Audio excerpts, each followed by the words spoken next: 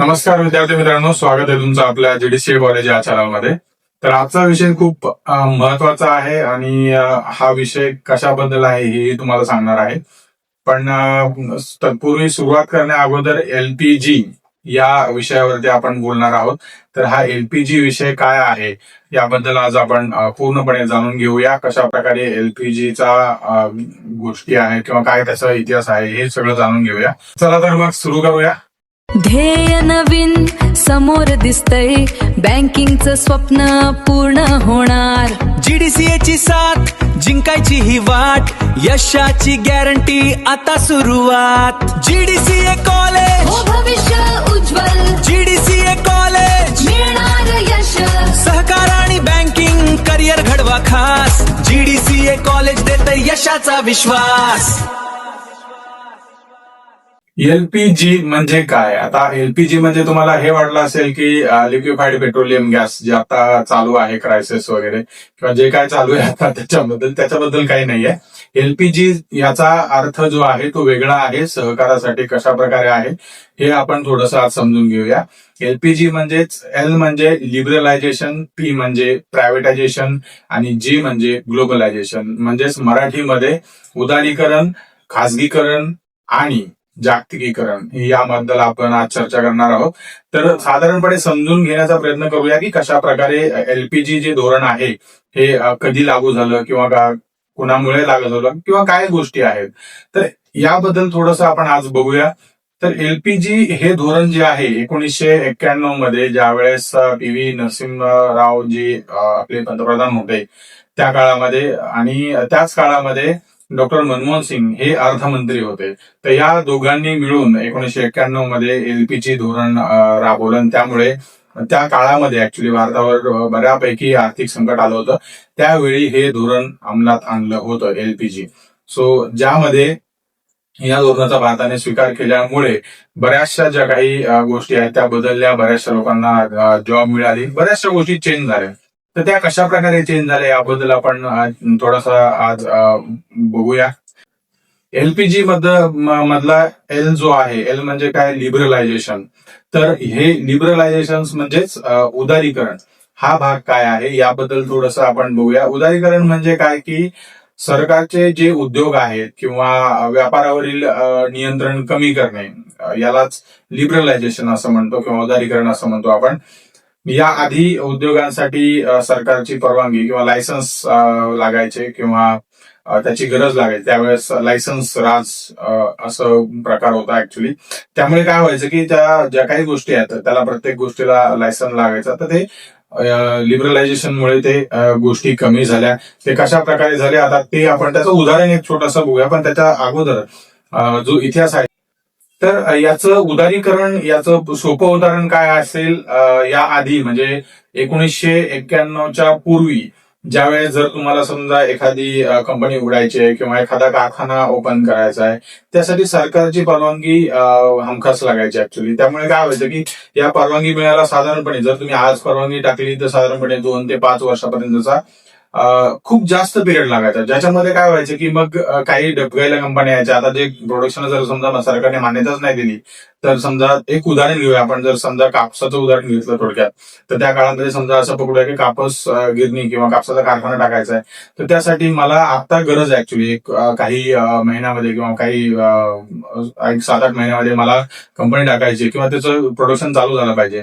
तर मी आज permission apply केलं तर ते डायरेक्टली एक 2 मिनिमम टेंटेटिव्ह पिरियड जो होता तो 2 ते 5 वर्षापर्यंतचा होता आणि त्यानंतर मला मिळणार. मग त्यावेळेस कापसाच्या जे काही गोष्टी होत्या त्या वेगवेगळ्या प्रमाणात बदलल्या गेल्या होत्या. मग त्याच्यामुळे 5 वर्ष वेट केल्यामुळे काय व्हायला लागलं की मग ते बाकीचे कॉम्पिटिशन वाढायला लागल्या, बऱ्याचशा गोष्टी व्हायला लागल्या. मग जेणेकरून त्या गोष्टी ज्या होणार होत्या अगोदर चांगल्या पद्धतीने पण त्या नाही व्हायच्या. मग त्याच्यामुळे हा एवढा जो वेळ लागायचा तो वेळ लिबरलायझेशनमुळे कमी झाला ऍक्च्युली एलपीजी या धोरणामुळे. आणि ही जी गोष्ट होती ना पूर्वी कसं व्हायचं, कारण 1991च्या अगोदर सरकार ठरवायचं की कुठला उद्योग म्हणजे तिथे कारखाना होईल किंवा काय गोष्टी होतील आणि त्याच्यामध्ये किती होईल. थोडक्यात कुठला उद्योग किती होईल या प्रमाणामध्ये, म्हणजे थोडक्यात जर समजा कापूस गिरणी असतील किंवा ऊस कारखाने असतील तर ऊस कारखाने कधी होईल आणि किती होईल या पद्धतीने ते सरकारच ठरवायचं ऍक्च्युली. सो त्याच्यामुळे हा भाग बऱ्यापैकी लोकांना डिफिकल्ट जायचा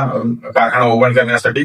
आणि काळामध्ये 1991 मध्ये भारताच्या ज्या आर्थिक सुधारणा किंवा आर्थिक डबघाईला भारत ज्यावेळेस आला होता, आर्थिकदृष्ट्या बळकट नव्हता ऍक्च्युली त्या काळामध्ये, तर त्या काळामध्ये 1991 मध्ये भारताचा ऐतिहासिक आर्थिक सुधारणा जो काळ होता तो कसा झाला, ज्यामध्ये जसं मी सांगितलं PV नरसिंहराव पंतप्रधान होते.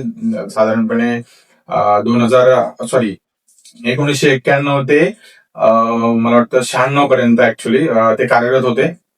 1991 ते 96 या काळामध्ये ते पंतप्रधान होते. आणि त्याच काळामध्ये डॉक्टर मनमोहन सिंग हे भारताचे अर्थमंत्री होते.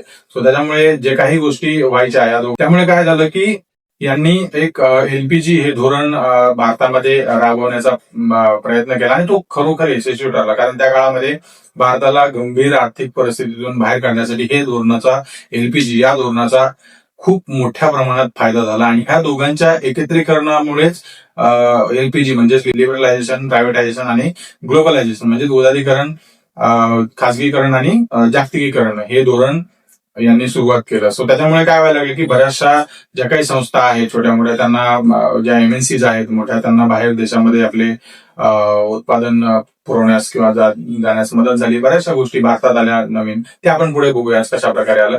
आणि याच कारणामुळे 1991 मध्ये जो लायसन्स राज जो कायदा होता तो रद्द करण्यात आला ऍक्च्युली त्याच काळामध्ये. त्याच्यामुळे बऱ्याचशा गोष्टी सुरळीत व्हायला लागल्या. ते 2 ते 5 वर्ष लागायची, ती कमी प्रमाणात वेळ लागून चालू व्हायला लागल्या फॅक्टऱ्या.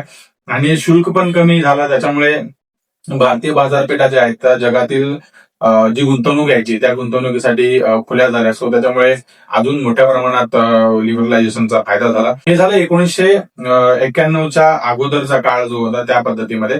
1991 नंतर काय झालं, कशा गोष्टी चेंज झाल्या, त्याच्यामुळे त्यावेळेस 91 नंतर जे उदारीकरण जो भाग होता त्याच्यामध्ये बहुतेक ज्या उद्योग असायचे, म्हणजे जसं आपण जसं कारखानाचं आपण बघितलं, कारखाना जर चालू करायचा असेल तर तुम्हाला परवानगी लागायची, ज्यासाठी साधारणपणे 2 ते 5 वर्षाचा वेळ लागायचा. तो सरकारचा जो लायसन्स राज होता तो गरज नाही, म्हणजे तो रद्दच झाला ऍक्च्युली, त्याची परवानगीची गरज लागायची नाही.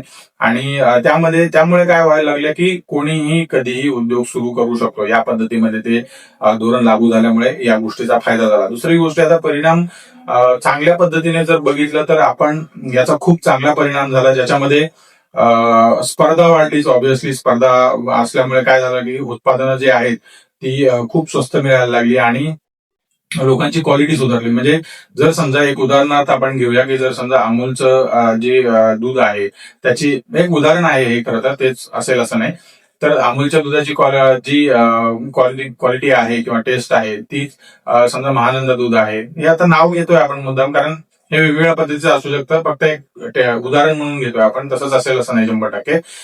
तर अमूलच्या दुधाची टेस्ट जी आहे ती जरा कमी असेल आणि महानंद दूधची जर समजा चांगली असेल तर महानंद दूध जास्त विकलं गेलं किंवा जाऊ शकतं या पद्धतीमध्ये. किंवा ज्यामध्ये प्राइसिंगचा पण प्रॉब्लेम जास्त प्रमाणात नाही यायला लागला, कारण अमूलचं दूध जर 10 रुपयाला मिळत असेल तर महानंदाचं 8 रुपयाला मिळू शकतं किंवा 7 रुपयाला वगैरे, त्या पद्धतीमध्ये अशा प्रकारे सुधारली. कारण मग त्यावेळेस काय व्हायला लागलं, गुणवत्ता प्रत्येक माणूस सुधारण्याच्या मागे लागला की माझी गुणवत्ता कशी सुधरेल, माझ्या ज्या काही गोष्टी त्या कशा प्रकारे सुधरू शकतात या पद्धतीमध्ये. लिबरलायझेशन याच्यामुळे काय झालं की जे काही बाजारात ज्या किमती व्हायच्या पहिल्या, पूर्वी कसं की नियंत्रण असायचं ऍक्च्युली काही गोष्टींमध्ये 1991च्या अगोदर, तर त्या नियंत्रण जे आहे ते कमी झालं आणि बाजार जो आहे तो पूर्णपणे मुक्त झाला, खुला झाला. आणि त्यामुळे आयात निर्यात जी आहे त्याच्यावरती जी बंधनं होती ती पूर्णपणे कमी झाली किंवा हटलीच, डायरेक्टली रद्दच झाली. थोडक्यात लायसन्स राज रद्द झाल्यामुळे त्या गोष्टी सर्व बऱ्यापैकी कमी झाल्या. व्याजदर बाजारपेठेप्रमाणे ठरवू लागले. दुसरी गोष्ट अशी आहे की कर प्रणाली जी आहे ती म्हणजे टॅक्स जो आहे तो सरळ पद्धतीमध्ये चालू लागला. आता बऱ्याचशा गोष्टी आहेत त्याच्यामध्ये, ते आपण एवढा डीपने विचार करणार, पण फक्त एक ओव्हरऑल आपल्याला ह्या गोष्टी समजून घेण्यासाठी आपण हा फक्त बघतोय कशा प्रकारे. त्यानंतर जो दुसरा पार्ट आहे तो आहे प्रायव्हेटायझेशन म्हणजेच खाजगीकरण. आता हे खाजगीकरण काय प्रकार आहे हा खूप महत्वाची गोष्ट आहे. याच्यामध्ये काय झालं म्हणजे एलपीजीचा धोरणाचाच हा एक प्रकार आहे खरं तर. यामध्ये खाजगीकरण म्हणजे काय की सरकारी जे उद्योग आहेत ते म्हणजे थोडक्यात जसं आता सरकारी कंपनी जी एअर इंडिया आहे, ते एअर इंडियाला जी कंपनी आहे ती सरकारी कंपनी आहे, तर ती प्रायव्हेट करणे म्हणजे आता ते टाटाने घेतल्यामुळे ती प्रायव्हेट झाली अशा प्रकारे.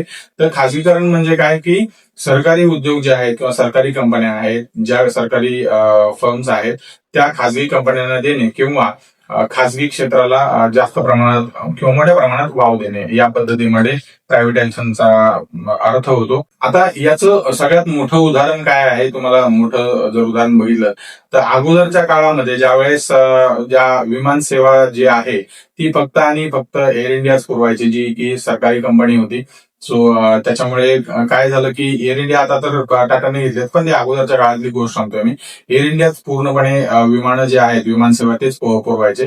त्यानंतर जे टेलिफोन आहेत ज्यामध्ये आपण टेलिकम्युनिकेशन प्रकारामध्ये जर बघितलं आपण तर ते टेलिकॉम इंडस्ट्री मधला सगळ्यात मोठा भाग आहे, ज्याच्यामध्ये बीएसएनएल आणि एमटीएनएल ह्या दोनच जास्त प्रमाणात चालणाऱ्या संस्था होत्या सहकारी अगोदरच्या काळामध्ये, ज्यामध्ये बँका आणि बहुतेक बँका तुम्हाला माहित असेल, बहुतेक बँका ज्या होत्या त्या सरकारीच होत्या. जसं स्टेट बँक ऑफ हैदराबाद वगैरे असेल, ते स्टेट बँक ऑफ त्रावणकोर वगैरे असेल, ह्या ज्या बँका आहेत त्या सरकारीच होत्या. पण आता ते पूर्ण मर्ज झाल्यामुळे बऱ्याचशा ज्या सरकारी संस्था किंवा सरकारी बँका ज्या आहेत त्या बँका फक्त एक हार्डली 7 ते 8 बँका आहेत ज्या सरकारी बँका म्हणून आता ओळखल्या जातात. बाकी सर्व प्रायव्हेट झाल्यात किंवा विलीन झालेल्या आहेत बँका. सो त्या पद्धतीमध्ये नंतरचा काळ जो आहे, जसं जसं प्रोग्रेस व्हायला लागला, जसं हे प्रायव्हेटायझेशन झालं, त्यानंतर काय झालं की इंडिगो आले, स्पाइसजेट आले, त्यानंतर विस्तारा वगैरे आले, त्यानंतर अजून बऱ्याचशा कंपन्या ज्या आहेत त्या ऑलरेडी काम करत आहेत. म्हणजे पूर्वी एअर इंडियाच फक्त विमान सेवा द्यायची, त्यानंतर प्रायव्हेटायझेशनच्या नंतर खासगी कंपन्या ज्या आल्या, इंडिगो आहे, स्पाइसजेट, विस्तारा वगैरे, ह्या बऱ्याचशा कंपन्या ज्या आहेत त्या विमान सेवा देऊ लागल्या, प्रायव्हेट कंपन्या किंवा खासगी कंपन्या आपण म्हणूया. आणि टेलिकॉम क्षेत्रामध्ये सुद्धा स्पर्धा वाढली, जसं जिओ, एअरटेल, वोडाफोन वगैरे, त्यानंतर बीएसएनएल तर आहेच ऍक्च्युली, पण त्याच्यासोबतच अजून बऱ्याचशा कंपन्या होत्या, जसं डोकोमो आहे, एअरसेल, युनिनॉर, टेलिनॉर वगैरे, अशा अजून असंख्य ज्या टेलिकॉम इंडस्ट्रीमध्ये काम करणाऱ्या कंपन्या होत्या, ज्या म्हणजे टेलिकॉम सेवा पुरवायच्या, ह्या सर्व कंपन्या ज्या आहेत त्या बाजारामध्ये आल्या. आणि नंतर आता तुम्ही बघताय हार्डली 3 ते 4च कंपन्या आहेत ज्या टेलिकॉम सर्व्हिसेस देतात. जिओ, एअरटेल, वोडाफोन, आयडिया एकत्र झाल्यामुळे व्हीआय आहे आणि बीएसएनएल. सो या 4च कंपन्या आहेत ज्या आता सर्व्हिस देत आहेत. पण बीएसएनएल त्यातली सरकारी कंपनी आहे, तर प्रॅक्टिकली बघितलं तर 3च आहेत, जिओ, एअरटेल आणि व्हीआय म्हणून. तर ह्याच्यामुळे काय झालं की सरकारी कंपन्यांमध्ये आणि प्रायव्हेट कंपन्यांमध्ये स्पर्धा वाढली आणि स्पर्धा निर्माण झाली. प्रायव्हेटायझेशनमुळे अजून एक मोठा बदल झाला, ज्याच्यामध्ये एचडीएफसी बँक असेल किंवा आयसीआयसीआय बँक, ऍक्सिस बँक वगैरे असतील, ह्या बँका ज्या आहेत त्यांच्याशी सुद्धा स्पर्धा निर्माण झाली, सरकारी बँका आहेत त्यांच्यासोबत. आणि ह्या खासगी बँका सुद्धा भारतात बऱ्यापैकी चांगलं काम करत आहेत ऍक्च्युली. सो आपण फक्त एक उदाहरणं आहेत ही, सर कोणाचं आपण काय कम्पेअर नाही करत, पण उदाहरणं देतोय आपण या पद्धतीमध्ये. तर याचा जो टेंटेटिव्ह जर बघितला तर कशा प्रकारे परिणाम झाला ह्या खाजगीकरणाचा, याचा परिणाम कसा झाला की सेवा सुधारली. कारण कसं, जसं मी थोडक्यात सांगितलं की कोणीतरी एखादी वेगळी कंपनी, प्रायव्हेट कंपनी बेटर सेवा देऊ शकतं सरकारी कंपन्यांपेक्षा, तो ती सेवा सुधारली. पण जे खेडेगावात राहणारे लोक आहेत तिकडे सेवा पुरवण्यापर्यंत थोडासा वेळ लागला, कारण ते खेडेगावापर्यंत पोहोचले. जर टेलिकॉमची आपण गोष्ट केली तर टेलिकॉम जे आहे ते खेडेगावापर्यंत पोहोचलेलं आहे ऍक्च्युली. बीएसएनएल मध्ये जिओला तोच करायला थोडासा वेळ लागला, पण ते आता सर्वत्र आता कंपन्या ज्या आहेत त्या सर्वत्र नेटवर्क देतात, त्याच्यामुळे तो भाग आहे. पण तरी पण ते पोहोचणं कठीण झालं. ते काळातली गोष्ट आपण बोलतोय, 1991च्या नंतरच्या काळातली. पण आता सगळीकडे नेटवर्क चांगल्या पद्धतीने आहेत, सगळ्या गोष्टी चांगल्या आहेत. सरकारी कंपन्या सुद्धा, ज्या काही सरकारी उद्योग जे आहेत ते सुद्धा चांगल्या पद्धतीने काम करतात. आणि खासगी कंपन्या तर तुम्हाला माहितच आहे ऑलरेडी चांगलं काम करतात. जे शेवटचं जे आहे जी म्हणजे ग्लोबलायझेशन, एलपीजी मधला शेवटचा जो संक्षिप्त आहे तो जीचा अर्थ होतो ग्लोबलायझेशन, म्हणजेच जागतिकीकरण. जागतिकीकरण म्हणजे सगळ्या देशाच्या अर्थव्यवस्थेचा किंवा अर्थव्यवस्था एकमेकांशी जोडल्या जाणे, तर याला जागतिकीकरण असं म्हणतात. आणि भारत आता जागतिक बाजारात बऱ्यापैकी चांगला भाग बनलाय, खूप मोठा भाग आहे खरं तर, कारण त्याचे बरेचसे उदाहरण आहेत, आपण ते बघूयात ऍक्च्युली. तर याचं सोपं उदाहरण जर जागतिकीकरणाचं बघितलं तर समजा एक मोठं आता नाव जर बघितलं तर आयफोनचं नाव येतं समजा. हे आपण कोणाची ब्रँडिंग करत नाही खरं तर, पण जनरली तुम्हाला सांगतो की उदाहरण घेतोय आपण हे. जर एखाद्याच्या हातात आयफोन असेल तर त्याचं पूर्वीचं ज्या गोष्टी आहेत त्या सांगतोय मी. आयफोन जो आहे तो अमेरिकेचं डिझाईन आहे, डिझाईन इन अमेरिका असं येतं होतं पूर्वी. आयफोन जे घेत होते पूर्वीची लोक, त्यांना माहित असेल ही गोष्ट. मेड इन चायना, चायनामध्ये बनलेला होता आणि भारतामध्ये विकला जायचा. म्हणजे पूर्ण जगभरामध्ये ऍक्च्युली विकला जात होता. सो आणि जातोही आताही खरं तर त्या पद्धतीमध्ये. पण आता सगळ्या गोष्टी ऑलमोस्ट चेंज होत राहिलेल्या आहेत. आता मेड इन इंडिया वगैरे येतं आयफोनवरती. सो त्याच्यामुळे भारतीय लोक जे आहेत ते बऱ्यापैकी आता आयफोन किंवा आयओएस वरती आहेत बऱ्यापैकी, म्हणजे जास्त नाही पण अँड्रॉइड युजर खूप जास्त आहे. सो त्याच्यामुळे हा झाला जागतिकीकरणाचा फायदा. कारण भारतामध्ये जर विचार केला तर मग जी बाहेरची कंपनी आहे ऍपल, आणि त्याचे आपण अँड्रॉइड जे आयओएस फोन आहेत ते आपण वापरतो. सो त्या पद्धतीमध्ये याचा एक फायदा झाला. आणि याच्या अगोदर कसं असायचं की भारतात म्हणजे ज्या जागतिकीकरणाच्या अगोदर, समजा एलपीजी धोरणाच्या अगोदरची गोष्ट आपण बोलतोय, भारतीय बाजारात फक्त भारतीय माल, म्हणजे थोडक्यात बजाज स्कूटर, जे स्कूटर तुम्ही पूर्वी बघितले असेल, जी जुनी लोक आहेत त्यांना लगेच लक्षात येईल मी काय म्हणतोय. बजाज स्कूटर जो हमारा बजाज वगैरे त्याचे धून होते, तर ती स्कूटर आणि एचएमटी घड्याळ जे आहे त्या दोन भारतीय कंपन्या आहेत. म्हणजे भारतातच या गोष्टी चालायच्या जास्त करून, मग त्याच्यामुळे बाहेर एक्सपोर्ट होत नव्हत्या. बऱ्याचशा गोष्टी प्रॉब्लेम जे आहे तो फेस करावा लागत होता. सो या ग्लोबलायझेशनमुळे बऱ्याचशा गोष्टी चेंज झाल्या. त्याच्या अगोदरची गोष्ट आहे, म्हणजे पूर्वी माहिती असेल तुम्हाला, मी गंमत म्हणून सांगतो खरं तर, ज्यावेळेस लग्न वगैरे कार्य असायचे, नवरदेवाला एचएमटीचं घड्याळ वगैरे दिलं जायचं. ऍक्च्युली तुम्हाला ही गोष्ट माहित असेल. जी जुनी म्हणजे मंडळी आहेत त्यांना बऱ्याचशा गोष्टी या माहीत असण्याची शक्यता आहे. आणि आता दुसरी गोष्ट, याची दुसरी बाजू काय आहे की त्यानंतर काय झालं, दुसरी म्हणजे 1991 एलपीजी धोरणानंतर काय झालं याच्यामध्ये, ग्लोबलायझेशन मध्ये.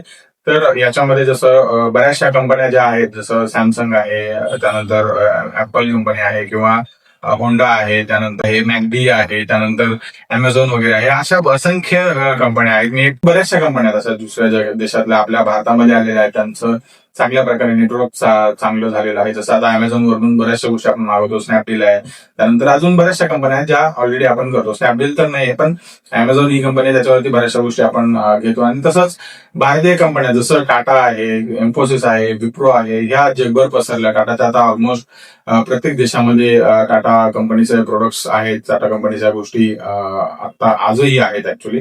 आणि ह्या सगळ्या गोष्टीचा म्हणजे ग्लोबलायझेशनचा परिणाम काय झाला ऍक्च्युली, खरं तर लोकांच्या चॉईसेस वाढल्या, म्हणजे निवड वाढली. कारण मी हे घेऊ का, सॅमसंग घेऊ, ऍपल घेऊ का, म्हणजे फोनच्या बाबतीत विचार केला तर हे घेऊ का ते घेऊ, त्या पद्धतीमध्ये. आणि किमती पण कमी झाल्या. आणि त्याच्यामुळे काय होतं की ह्या गोष्टींमुळे जे स्थानिक उद्योग असायचे त्याच्यावरती परिणाम व्हायचा खरं तर जास्त प्रमाणात प्रभाव. कारण जर समजा एक उदाहरण घेतलं आपण तर मॅकडीचा जो बर्गर आहे, तो बर्गर म्हणजे थोडक्यात वडापावच आहे खरं तर. पण ते आता लोक तिकडे ज्या पाश्चात्य गोष्टीकडे जास्त वळल्यामुळे आपल्या ज्या सांस्कृतिक गोष्टी, समजा वडापाव असेल तर वडापाव हा जो आहे तो लोक कमी प्रमाणात खायला लागली आणि बर्गरकडे जास्त प्रमाणात वळायला लागली. सो त्याच्यामुळे जे स्थानिक उद्योग आहेत, समजा वडापावचं उदाहरण घेतलं आपण तर तरीही अजून वडापाव भरमसाठ प्रमाणात खाल्ला जातो. तो फक्त एवढंच आहे की मी एक उदाहरण देतो तुम्हाला त्या पद्धतीमधलं, ज्या ग्लोबलायझेशनच्या पद्धतीमुळे, त्याच्यामुळे हा परिणाम फक्त झाला.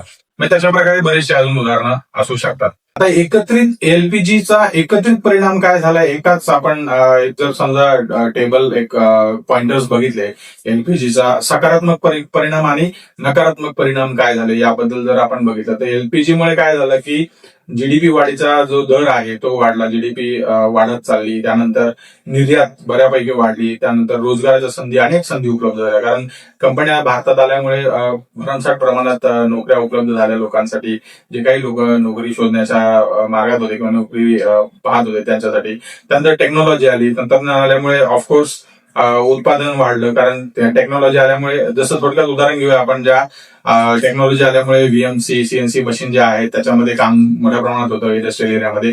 तर त्या मशीन्स ज्या आहेत त्या टेक्नॉलॉजी प्रोग्राम टाकला की लगेच तुम्हाला त्या गोष्टी इमिडिएटली करताही येतात त्या पद्धतीमध्ये. म्हणजे टेक्नॉलॉजीमुळे प्रोडक्शन पण वाढलं आणि त्याच्यामुळे ह्याच गोष्टीमुळे विदेशी गुंतवणूक ऑफकोर्स वाढली. कारण ज्या कंपन्या आहेत मोठमोठ्या त्यांच्या मशिनरी आपल्याकडे मिळत नाही, दुसऱ्या देशातून आपण आणतो, मग ते विदेशात मधल्या गुंतवणूक म्हणजे आपण फॉरेन ट्रेड वगैरे म्हणतो आपण त्याला, त्या गोष्टी पण वाढल्या. तर हे झाले पॉझिटिव्ह चेंजेस, सकारात्मक परिणाम आपण म्हणूया. आणि दुसरे जे नकारात्मक परिणाम काय आहे त्याचे थोडक्यात जर नकारात्मक नाही म्हणता येणार पण तरी आहेतच ऍक्च्युली. जर आजचा विषय विचार केला संपूर्ण गोष्टीचा तर यामध्ये श्रीमंत आणि गरीब यांच्यातली दरी वाढत गेली. कारण कसं जी श्रीमंत लोक होती तीच मोठी झाली कारण त्यांना बऱ्याचशा गोष्टी मिळाल्या प्रायव्हेटायझेशनमुळे आणि तेच मोठे झाले. गरिबातली दरी ती कायम राहिली ऍक्च्युली आणि मोठी वाढली. खरं तर कायम तर नाही राहिली पण वाढली. जे छोटे उद्योग होते ते ऑलमोस्ट बंद पडले. बऱ्याचशा कंपन्या आहेत ज्या छोट्या मोठ्या उद्योगामध्ये काम करतात त्या कंपन्या बंद पडल्या. शेती क्षेत्र जे आहे ते थोडक्यात मागे, आता तरी नाही पण त्या काळात थोडंसं मागे पडलं, पण आता बऱ्यापैकी शेती जी आहे तंत्रज्ञानावर आधारित केली जाते आणि त्यामुळे शेती चांगल्या प्रमाणात आता करतात लोक. बरेचसे लोक आता प्रोग्रेस होत आहेत, पुढे जात आहेत त्या पद्धतीमध्ये. त्यानंतर जी नैसर्गिक संशोधन आहेत त्याचं शोषण व्हायला लागलं त्याच कारणामुळे. म्हणजे ज्या काही नैसर्गिक गोष्टी होत्या त्या कमी होत चालल्या, जंगलतोड वगैरे असेल बऱ्याचशा गोष्टी आहेत त्याच्यामध्ये येतात. त्यानंतर ज्या सांस्कृतिक मूल्य जे आहे त्याच्यावरती आघात झाला म्हणू शकतो आपण. सांस्कृतिक मूल्य ज्याच्यामध्ये आपले स्वदेशी ज्या काही गोष्टी आहेत त्याच्यावरती आपण म्हणजे बंद झाल्यामुळे त्या बंदच नाही, प्रोडक्शनच नाही झालं, त्यामुळे त्याच्यावरती आघात झाला खरं तर.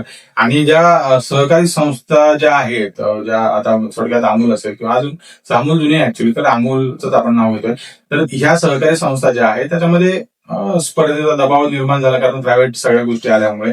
या पद्धतीमध्ये याचा एकत्रित परिणाम आणि सकारात्मक परिणाम आणि नकारात्मक परिणाम अशा प्रकारे झाला ऍक्च्युली असं म्हणू शकतो आपण. त्यानंतर एलपीजी मुळे काही सहकार जी गोष्ट आहे, सहकार युग आपलं किंवा सहकारी तत्वावर ज्या गोष्टी चालतात त्याच्यावरती काय परिणाम झाला आपण असं बघूया. नकारात्मक परिणाम आणि सकारात्मक परिणाम आपण बघूया. पहिला आपण नकारात्मक परिणाम बघूया. पॉझिटिव्ह आपण शेवटी ठेवू कारण पॉझिटिव्ह राहिलं पाहिजे. ज्यामध्ये नकारात्मक परिणामामध्ये काय, जागतिकीकरण जे आहे त्याच्यामुळे ज्या सहकारी तत्वावर चालणाऱ्या कृषी संस्था ज्या असतात त्या स्वस्त आहे, त्याची जी स्पर्धा लागू झाली त्याच्यामुळे स्वस्तात गोष्टी मिळायला लागल्या. त्यामुळे लोक ज्या सहकारी संस्था ज्या आहेत, कृषी संस्था थोडक्यात, त्या संस्थांना बाकी स्थानिक लोक सुद्धा घेत नव्हते त्यांचे प्रोडक्ट विकत. सो त्याच्यामुळे ते आयाती मध्ये स्पर्धा निर्माण झाली. आणि खासगीकरण प्रायव्हेटायझेशनमुळे काय झालं की सहकारी बँका ज्या आहेत त्यांचा बाजारातला मोठा हिस्सा कमी कमी होत चालला. कारण पूर्वी बघा म्हणजे आता तरी आहेत बऱ्यापैकी सहकारी संस्था पण पूर्वी खूपच कमी म्हणजे कमी होत गेल्या ऍक्च्युली, होत्या पण त्या अजून रिड्यूस झाल्या. त्याच्यामुळे खूप मोठा तो एक परिणाम झाला. तिसरा परिणाम काय झाला की टेक्नॉलॉजी किंवा तंत्रज्ञानाचा जर स्वीकारच केला नाही त्या दुकानाने किंवा सहकारी संस्थेने तर त्यामुळे ती संस्था बंद पडली. ती संस्था किंवा ते दुकान बंदच पडलं. कारण टेक्नॉलॉजीचा वापर नाही केला तर आपण पुढे जाणार नाही. त्याचा जसा AI आहे आर्टिफिशियल इंटेलिजन्स आणि उदारीकरणामुळे सहकाराला भांडवल निर्माण करणं खूप कठीण गेलं. त्याच्यामुळे म्हणजे थोडक्यात काय लिबरलायझेशन जो प्रकार आहे त्याच्यामुळे उदारीकरण याच प्रकारामुळे सहकारी संस्था ज्या आहेत त्यांना भांडवलच निर्माण करता आलं किंवा उभाच करता आला नाही. त्याच्यामुळे तो एक तोटा झाला खरं तर. पण आता तसं नाही. आता 2021 मध्ये भारत सरकारने मिनिस्ट्री स्थापन केली आहे, कोऑपरेटिव्ह मिनिस्ट्री. सो त्याच्यामुळे बऱ्याचशा गोष्टी चेंज होणार, खूप मोठ्या प्रमाणात चेंज होणार. सकारात्मक परिणाम काय आहेत म्हणजे पॉझिटिव्ह पॉईंट्स आपण बघूया याच एलपीजीच्या धोरणाचे. जर मोठ्या प्रमाणात सहकारी तत्वावर करत बघितलं तर डिजिटल पेमेंट्स जसं की UPI मुळे काय झालं की ग्रामीण ज्या पतसंस्था आहेत त्यांचे दैनंदिन व्यवहार जे व्हायचे ते डिजिटल स्वरूपात व्हायला लागले आणि खूप सोप्या पद्धतीने लोकांना ऑपरेट करता यायला लागले. सो त्याचा एक त्याला थोडा वेळ लागला लोकांना ऍक्सेप्ट करण्यासाठी, पण झाला. आता ऑलमोस्ट सर्व ठिकाणी तुम्हाला UPI द्वारे पेमेंट ऍक्सेप्ट करताना लोक किंवा दुकानदार दिसतील. ई मार्केटिंग म्हणजे ई कॉमर्स ज्या वेबसाईट आहेत ते थेट ऑनलाईन तुम्ही काही गोष्टी घेऊ शकता. म्हणजे थोडक्यात काय की जर शेतकऱ्याला समजा, थोडक्यात उदाहरण आपण घेऊया, शेतकऱ्याला जर समजा थेट ऑनलाईन माल विकायचा आहे किंवा त्याला आपण काय म्हणता येईल, त्याला ई नॅम आपण म्हणतो आपण ऍक्च्युली त्याला, तिथून डायरेक्टली तुम्ही विकू शकता. ज्याच्यामुळे तुम्ही ऑनलाईन तुमचं जे ऍग्रिकल्चर प्रोडक्ट आहेत किंवा माल आहे जे काय तो तुम्ही ऑनलाईन विकता येतो. सो त्या पद्धतीने त्याचा एक फायदा झाला ई मार्केटिंग या प्रकारामध्ये. त्यानंतर जसं व्हॉट्सअप आता सगळीकडे आहे, तर त्याच्यामुळे व्हॉट्सअपचे ग्रुप्स बनले, त्यामध्ये बऱ्याचशा गोष्टी आपण सदस्य जे आहेत व्हॉट्सअपमध्ये त्यांच्यावर तुम्ही संवाद साधू शकता किंवा ज्या काही डिस्कशन्स आहेत ते तुम्हाला करता येते. आणि त्याच कारणामुळे पारदर्शकता सुद्धा वाढली आहे. कारण पूर्वी कसं तुम्ही काही गोष्टी केल्या, तुमच्याकडे प्रूफ नसायचं, समजा थोडक्यात 10 रुपये पाठवले एखादा, तर त्याचा स्क्रीनशॉट तुमच्याकडे नसायचं, मग ते दाखवता यायचं तुम्हाला की बाबा पाठवले. तुम्ही पूर्वी एखाद्याकडे द्यायचे 10 रुपये त्याला दे म्हणून, तर ते 10 रुपयाचं तुम्ही पाठवलं स्क्रीनशॉट, हे बघा आहे तुला पाठवले, त्या पद्धतीने तो एक पारदर्शकता ट्रान्सपरन्सी वाढली. नंतर नेक्स्ट पार्ट जो आहे तो क्लाउड अकाउंटिंग म्हणू शकतो आपण. क्लाउड अकाउंटिंग मुळे काय झालं की ज्या लहान सहकारी संस्था आहेत, छोट्या सहकारी संस्था आहेत, त्यांना स्वस्त दरामध्ये सॉफ्टवेअर उपलब्ध झाली. जसं टॅली जर बघितलं तर स्वस्त सॉफ्टवेअर आहे. तर अकाउंटिंगचं आपण विचार केला तर त्याच्यामुळे खूप लोकांना याचा, ज्या स्मॉल स्केलवरती चालणाऱ्या कंपन्या आहेत किंवा छोट्या संस्था आहेत, त्यांना जास्त प्रमाणात त्याचा फायदा झाला. तर जसं आज आपण बघतोय सोशल मीडियाचं जग आहे, जमाना आहे, याच्यामध्ये अमूलने, तुम्ही आता बघत असाल अमूलची एवढ्या चांगल्या प्रमाणात जाहिराती येतात. तुम्ही इंस्टाग्राम असेल किंवा युट्यूब असेल किंवा फेसबुक वगैरे असेल, याचा वापर करून ब्रँड मोठ्या प्रमाणात अमूलने वाढवला. जसं आता ट्विटरवरतीही किंवा ते एक्स जे आहे त्याच्यावरती सुद्धा अमूल आहे. त्याच्यामुळे त्याला तुम्ही बघा प्रत्येक वेळी वेगवेगळे काही ना काही त्यांचे क्रिएटिव्ह आयडियाज असतात, ते अमूलच्या ज्या जाहिराती असतात त्याच्यामध्ये. सो जसं युट्यूब आहे, इंस्टाग्राम वगैरे आहे किंवा हे सर्व जे सोशल मीडिया प्लॅटफॉर्म्स आहेत त्याचा वापर करून त्यांनी सोशल मीडियाचा जास्त प्रमाणात वापर करून आपला ब्रँड जगभर प्रसवला. आणि याचमुळे आपण असं म्हणू शकतो का की तंत्रज्ञान, टेक्नॉलॉजी हे शस्त्र नाही, तर हे एक साधन आहे. त्याचा सहकारी किंवा सहकारासाठी जर विचार केला तर त्याचा असा फायदा आहे की सहकार ज्या संस्था आहेत, सहकारी संस्थांनी जर स्वतःच्या हितासाठी याचा वापर केला तंत्रज्ञानाचा, तर यश चांगल्या प्रकारे येऊ शकतं. म्हणजे आपण थोडक्यात असं म्हणूया, तंत्रज्ञान हे शस्त्र नाही तर साधन आहे. आता एलपीजी मुळे आलेली काय आव्हाने होती त्या काळामध्ये, जे एलपीजी धोरण लागू झाल्यामुळे बऱ्यापैकी चांगल्या मोठमोठ्या आव्हानांना सामोरं जावं लागलं. आणि ते सहकाराच्या दृष्टिकोनातून कशा प्रकारे आव्हाने होते ते थोडंसं बघू आपण. स्पर्धेचं आव्हानामध्ये जर समजा बघितलं तर आपण बहुराष्ट्रीय कंपन्यांचा बऱ्यापैकी दबाव यायला लागला, कारण ज्या एमएनसी कंपन्या आहेत त्यांचा दबाव येत होता. त्यानंतर उदाहरणार्थ जर समजा घेतलं आपण याचं उदाहरण महाराष्ट्रात जर बघितलं तर आपण महाराष्ट्रातील सहकारी साखर कारखाने जे आहेत त्यांचा वर्सेस ज्या प्रायव्हेट साखर कारखाने आहेत, ज्याच्यामध्ये रेणुका शुगर फॅक्टरी आहे किंवा रामपूर चिनी वगैरे, हे जे प्रायव्हेट आहेत ऍक्च्युली, याच्या वर्सेस सहकारी महाराष्ट्रातील सहकारी साखर कारखाने, असं स्पर्धा निर्माण झाली. आणि हे आव्हानच आहे ऍक्च्युली, पण त्याच्यातून आपण पुढे जाणं गरजेचं आहे. प्रत्येक आव्हानांना समोर जाणं गरजेचं आहे. खरं तर खासगी कंपन्याकडे आता याचं अजून एक मोठं आव्हान असं झालं की खासगी कंपन्या ज्या आहेत, सरकारी कंपन्या, प्रायव्हेट कंपन्या, यांच्याकडे भांडवल जास्त असल्यामुळे आधुनिक यंत्र किंवा टेक्नॉलॉजी वगैरे आणायचे आणि खर्च त्याचा कमी असायचा, कमी किंमत असायची. सो त्याच्यामुळे लोकांचा कल ऑफकोर्स त्या दिशेने जास्त वाढला आणि तिकडेच लोक जास्त प्रमाणात वळली गेली. आणि परिणामी ज्या सहकारी कारखाने आहेत किंवा सहकारी संस्था आहेत यांना स्पर्धेच्या युगामध्ये टिकता आलं नाही. सो नेक्स्ट पॉइंट असा आहे की शेतकऱ्यांना ज्या खासगी कंपन्या आहेत जास्त दर किंवा रेट ऑफ इंटरेस्ट वगैरे द्यायचे, त्याच्यामुळे सहकार ज्या संस्था आहेत त्यातून निघून ते खासगी कंपन्या ज्या आहेत त्याच्याकडे ते वळली गेले. भांडवलाची कमतरता असल्यामुळे सहकारी संस्था ज्या आहेत त्या स्टॉक मार्केटमधून पैसे उभे करू शकत नाही. त्यानंतर व्यवस्थापनाचा दर्जा जो आहे तो खासगी कंपन्याचा चांगल्या प्रकारे असायचा, कारण जे ट्रेंड सीईओ असायचे तिथे खासगी कंपन्यासारखे ट्रेंड सीईओ मिळाले नाहीत. सो त्याच्यामुळे तो एक भाग राहिला, ऍक्च्युली अभाव म्हणू शकतो आपण त्याला. आधुनिक तंत्रज्ञानामुळे काय व्हायला की जे टेक्नॉलॉजीचं अडॅप्टेशन व्हायला पाहिजे होतं तर ते नाही झालं. त्याच्यामुळे अपग्रेड करायला खूप जड जायला लागलं. जसं बघितलं आता तुम्ही आता तर रिसेंटली जर विचार केला तुम्ही, पोस्टातलं आता तर काम डिजिटल झालेलं आहे काही वर्षापूर्वीपासून, पण पूर्वी त्यांना ट्रेन करणं खूप मुश्किल जायचं. तर हे होते एलपीजी धोरण लागू झाल्यानंतर आव्हानं कशी आली किंवा काय गोष्टी फेस कराव्या लागल्या याबद्दल. तर आपण नेक्स्ट व्हिडिओमध्ये आपण जाणून घेऊया की टेक्नॉलॉजी जो आहे त्याचा कशा प्रकारे वापर केला गेला सहकारी क्षेत्रामध्ये आणि त्याचा चांगल्या गोष्टी कशा झाल्यात आणि त्याचा आता कसं गोष्टी एलपीजीच्या नंतरच्या काळातली गोष्ट आपण बघूया. कशा प्रकारे ड्रास्टिकली चेंज झाल्या गोष्टी. आता तुम्ही बघत असाल आजूबाजूला बऱ्याचशा ज्या सहकारी संस्था आहेत त्या चांगल्या प्रमाणात काम करत आहेत. सो जर परीक्षेच्या दृष्टिकोनातून जर बघितलं तर हा प्रश्न विचारला तर तुम्हाला लक्षात असावं एलपीजी म्हणजेच लिक्विफाईड पेट्रोलियम गॅस नसून सहकारासाठी जर विचार केला तर लिबरलायझेशन, प्रायव्हेटायझेशन आणि ग्लोबलायझेशन म्हणजेच उदारीकरण, खाजगीकरण आणि जागतिकीकरण असं याचं संक्षिप्त आहे. ही इन्फॉर्मेशन आवडली असेल तर कृपया व्हिडिओ लाईक करा, शेअर करा आपल्या गरजू विद्यार्थ्यांपर्यंत. सर्वात जास्त विद्यार्थ्यांपर्यंत शेअर करा ज्यांना जाणून घ्यायची इच्छा आहे. जीडीसीए बद्दल अधिक माहिती जाणून घ्यायची असेल तर आपल्या जीडीसीए कॉलेजच्या नंबरला कॉल करा. तर भेटूया पुढील व्हिडिओमध्ये अधिक माहितीसह नवीन विषयाबद्दल. तोपर्यंत नमस्कार.